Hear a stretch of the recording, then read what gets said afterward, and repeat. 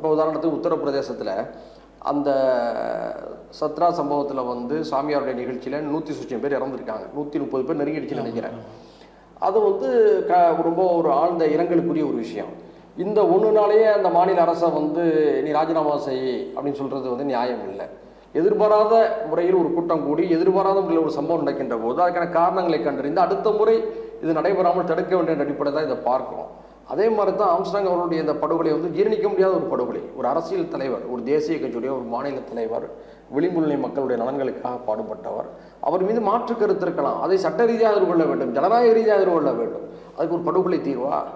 அதெல்லாம் மேற்க முடியாது. ஆனால் இந்த ஒன்றுக்காகவே அது வேறு விதமாக அரசியல் ஆதாயத்தை பெற நோக்கும் வகையில் ஒரு அரசுக்கு எதிராக திருப்பி விடக்கூடாது.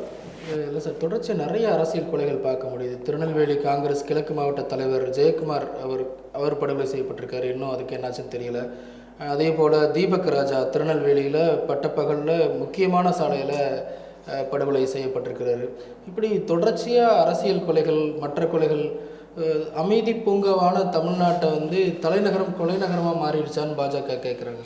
அதாவது பாஜக கேட்பது அது வேறு, அரசியல் ரீதியாக எது செய்தாலும் குறை சொல்வது அவர்களுடைய வாடிக்கையாகிவிட்டது. நாம் தமிழக அரசுக்கு, காவல்துறைக்கு வைக்கக்கூடிய கோரிக்கை, இது போன்ற விஷயங்கள் மேலும் பெருகாமல் தடுக்க வேண்டிய கடமை அவர்களுக்கு உண்டு.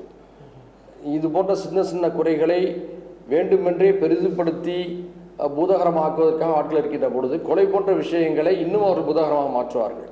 எனவே இது போன்ற விவகாரங்களிலே காவல்துறை, புலனாய்வுத்துறை இவையெல்லாம் உன்னிப்பாக கவனிக்க வேண்டும்.